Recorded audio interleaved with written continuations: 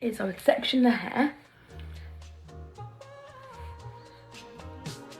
like so,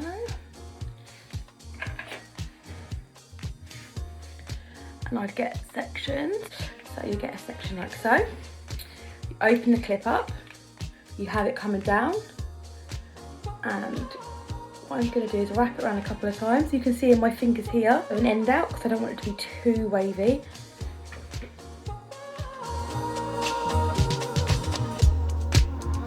You said that I was all you'd ever want.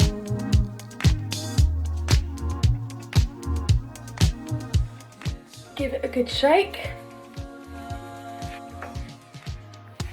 And that is your finished look. Takes about 20 minutes, I would say, to calm down. This is my favourite hairspray. I couldn't be without this hairspray.